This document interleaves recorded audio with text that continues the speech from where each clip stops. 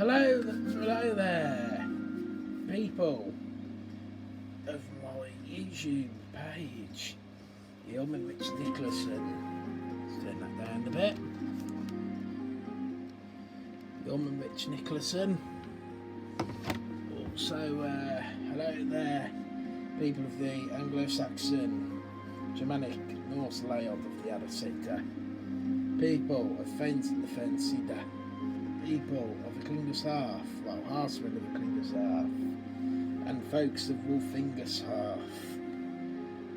Tonight, I'm here for once again another two chapters of the Havermal, and also another word translated into Old English. And if I can find the word I'm thinking of, it'll be quite an interesting one. There's a little bit of a wee story behind that to why I've picked this word. And I'm going to babble on a bit about that word as well when we get to it. But we'll start with the Havermal first, and then we'll get on to that. So here we go. We are on chapter 38 and 39. Chapter 38 of the Havermal.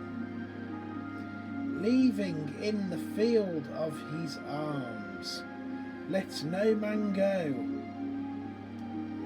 a foot's length forward, for it is hard to know when on the way a man may need his weapon. So it sounds like he's leaving wherever he's so he's been going on about living in someone else's house or your own half. Now you've decided to venture outside, looking at a more age of our forebears when you leave the home. So this is like more of a view of our forebears. So he's left, and it can link into modern day as well. So he's leaving into the fields of his arms. Let no man go. So you know, if you're with people, keep sight, keep them safe. Or maybe it means don't let whoever's in contact, whoever comes into your path during your adventures, don't let them go lightly. A foot's length forward, for it is hard to know. So don't let them venture off too far, because it's hard to know when on the way a man may need his weapon. So it's basically, in a way, it's saying be careful with people, don't let them run off and cause trouble, because you never know when they'll attack. So this is basically saying you've got to have your weapon ready in case of a strike. Now in modern day, obviously, in a lot of countries, especially in Europe, I know here in England, if I was to walk outside with my spear axe, sea axe or sword, I would be arrested, because there is a no carrying weapon law outside of your one's half in the modern day. So the way we've got to look at it in a modern perspective is when it goes on about a foot length, be careful what you tell people when you talk about others or something to someone that you know out and about. You bump into someone, or there's been a situation in the past or recently, and you talk to this person that might have been involved in some way, and then you say this about someone else, and then they go run into the antagonist, and then more antagonism is started. So the way we can look at it in a modern perspective is when you say, let no man go a foot's length forward. Be careful what you tell them. Don't let them get away with too much knowledge of your thoughts. My dad's been telling me this a lot lately about, it's a quality example for work as well. You have to be very careful what you tell people at work, because although you may think, and this goes on about this with about the verses in the Havermal when they're laughing at you, and when they're laughing at you, are they really with you? Remember, that was back a few chapters in the Havermal, and it kind of links to that again, where you got to be careful, because when people laugh at you, it's not necessarily they're giggling and making a daft laughing noise in your face. Laughing at you could mean they wander off, and then they go and you said some negative, dark energy towards someone that is darkness in your path. But how do you know the person you've explained this to won't go back and tell them, making them also a dark element? This can happen in places like work, in a conflict between friendships, hobbies like clubs and stuff, any, commitments. It happens a lot in many commitments, no matter whether it's paid commitment, like a job, or like a hobby commitment, or religious, etc. It can happen anywhere. So you have to be careful what you tell people. Foot length. Don't let them get away with unnecessary knowledge that they don't need to know. That is going to bring darkness. Oh, hold on. That is going to bring darkness into your path. Let me just get rid of these adverts. They're very Uttengard. Right, okay. We don't need to know about Shreddies. Right, okay, Shreddies breakfast. Sorry about that. They keep throwing these adverts during the music I'm using YouTube, and I just go have it. Unless you get pay for the unless you pay for the premium channel, they will just throw adverts at you as and when they want. But anyway, back to it. Back to the Havermal. Don't let them get on foot's length. Don't tell them unnecessary knowledge, because it's like it's almost like a thief, like a smuggler, a bandit, I think they were called in the medieval time. It's like a bandit getting hold of a possession that can cause harm in someone else's hands. It's like this with word of mouth information in this day and age. They get it and they put their hoods up and they run away and they go back to the other side of the story and bang, bang, bang, bang, bang, bang. He said this, bang, bang, bang, bang, bang. And before you know it, there is more conflict, there is more, and the situation could actually turn on you when you think that you're babbling to make stuff better, but it's actually got worse. This is what wording means also in the Havermal, going back a few chapters when I've got to find it now. I'm going to go back up a few actually, because I might have it written down here. Bear with me. It's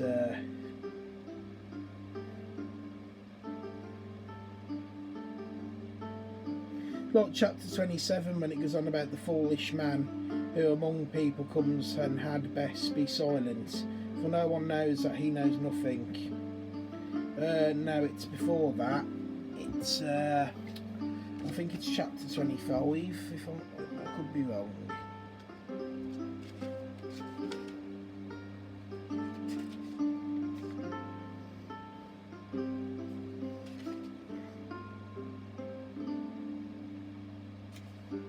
It might be in the 20s, hold on.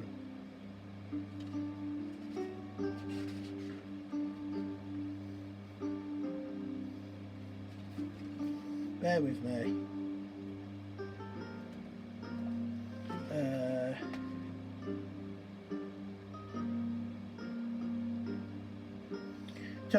Chapter 24 and 25 states when people sit in the hall and laugh with you, but really they're not laughing with you, they laugh at you, and little do they know how ill it states as how ill they really speak.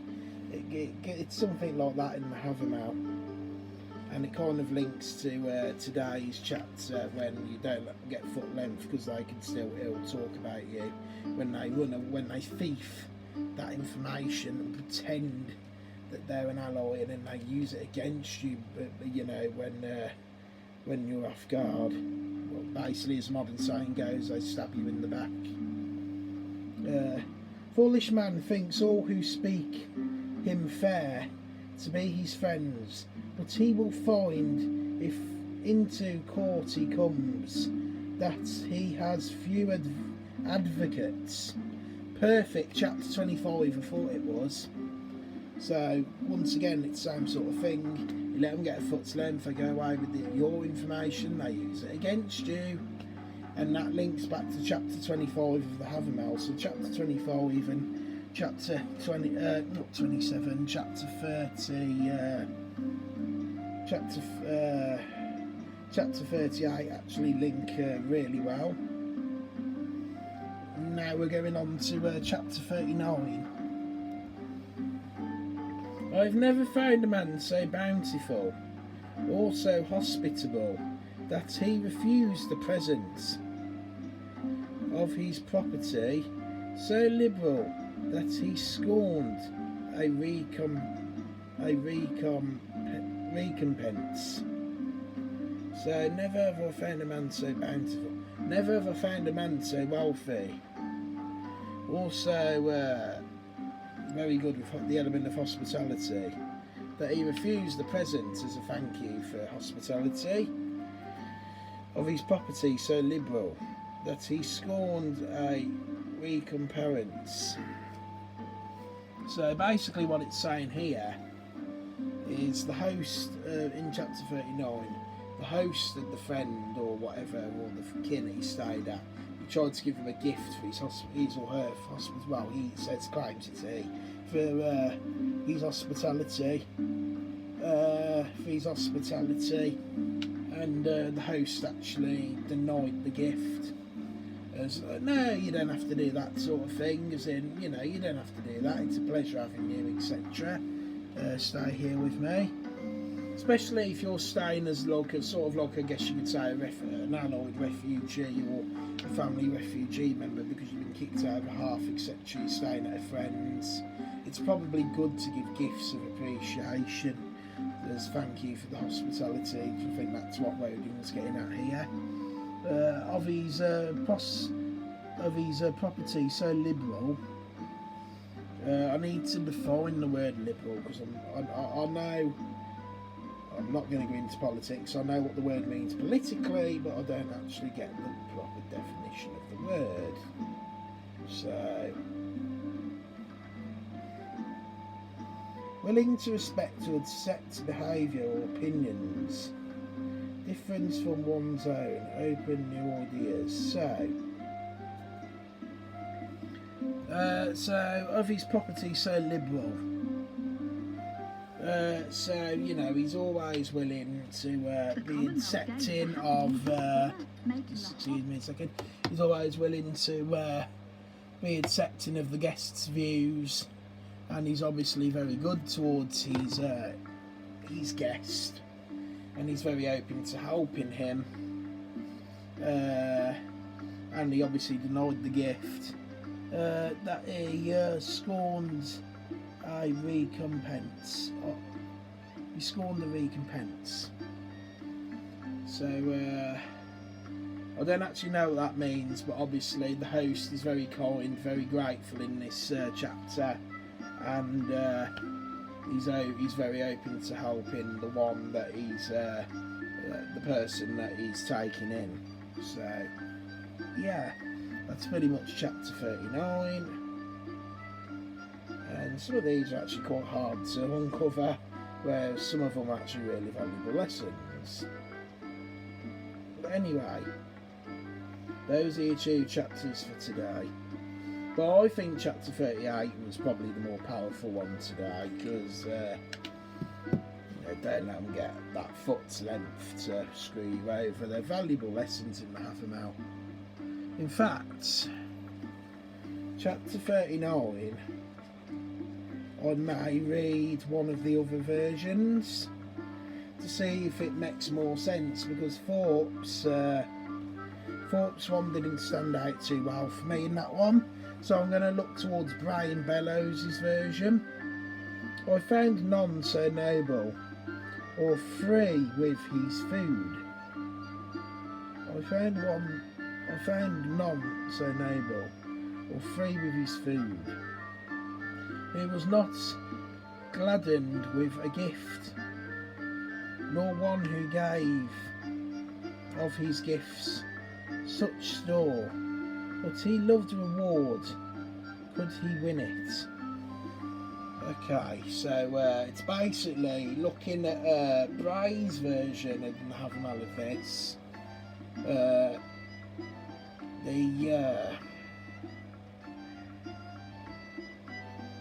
He obviously likes to scoff his food. I looked at this the wrong way. Reading it in another version, it's more clearer. He scoffs his food, he turns down gifts. It's basically going into greed, isn't it?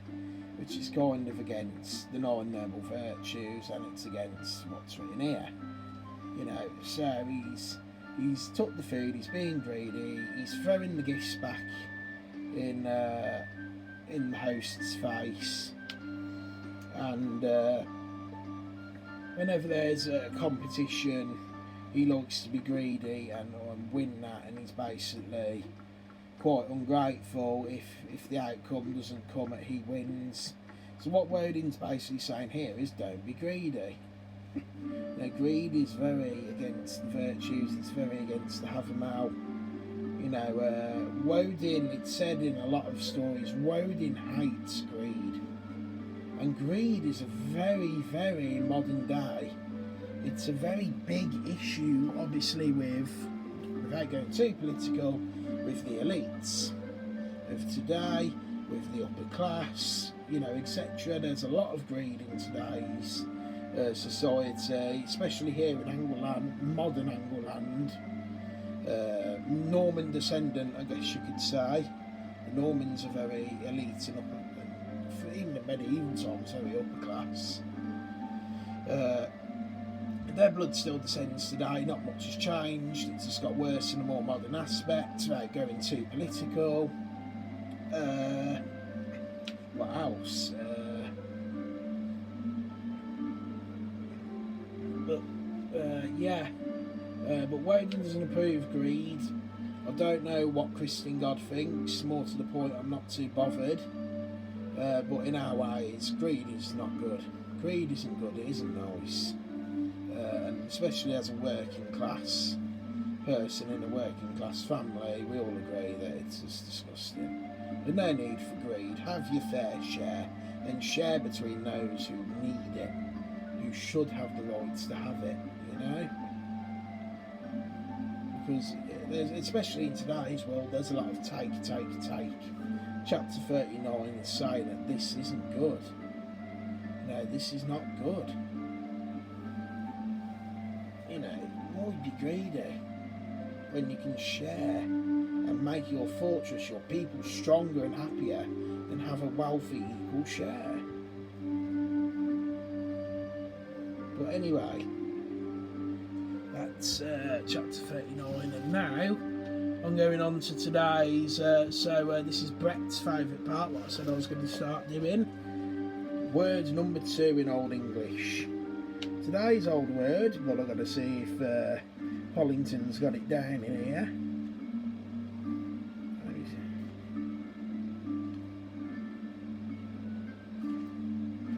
Let me see if I can find it.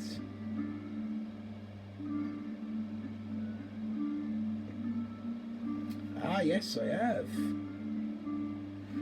Today's Old English word. And there is a, for goodness sake, these ads.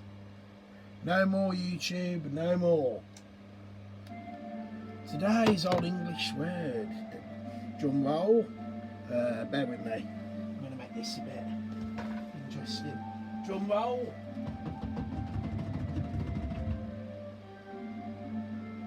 Don't know if you guys heard that. Drum roll, and there we go. Today's Old English Anglo-Saxon word from modern English today is spider. And there is a little story behind this from last night. And it is pronounced that's a tough one, isn't it? Āttorcoppe. Āttorcoppe, according to Pollination. That is a feminine version of it. It can also be pronounced gongewæfre, hunta, masculine, and another feminine, lobbe. So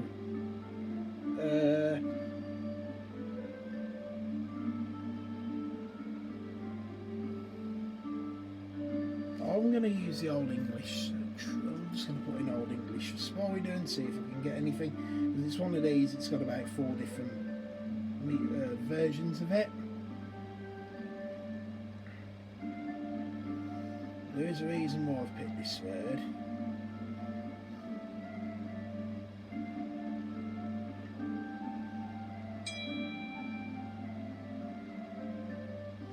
Copy is the Old English word for spider, apparently. I want to see if Pollington's got that down.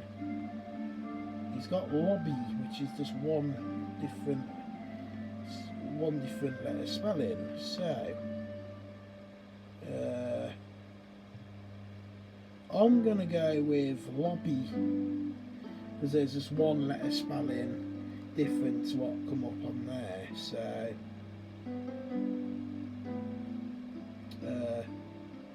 yeah, I'm going to go with lobbe. They all mean spider, but it's probably depending what situation you use the word in, and I think that's how Old English works. So you've got several different words. I might just put them all in the description, to be fair. You've got several different meanings of the word, but it depends. I will put them all in the description, and you guys can I'll leave you guys to uncover and discover that, and you guys can have fun uncovering and discovering how to use that. But the words are lobbe, hunta, gongewæfre, and āttorcoppe, all meaning spider in Old English. And the story behind why I chose them words today is because I openly admit, as an Anglo-Saxon heathen, I am absolutely terrified of spiders.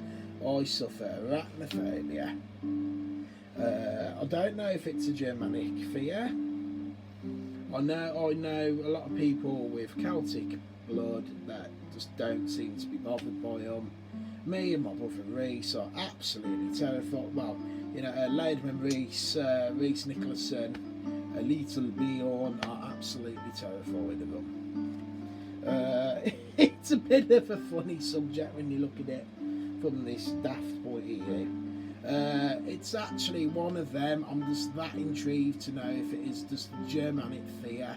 I'm actually going to go and ask my lead blotter, Chris, if he has a phobia of spiders or whether he'd sit there with a load of them in his room. Because I am terrible. I had a big one crawl across the floor and I just stamped on it because I can't stand them. I actually did a bit of research. This is the babble bit now. I looked back to where the first ever spider was traced, and it was actually in a mine in Francia, in France. So yeah, I'm blaming Francia for that species of animal. Sorry, Francia. You've never been a great ally to our forebears, but you're not in favour with that one either. But all jokes aside, that's why I picked that word for today's word. So there you go, Brett. That's another one done. And that's it for today's Havermal and Old English word. Thanks guys for watching. See you later.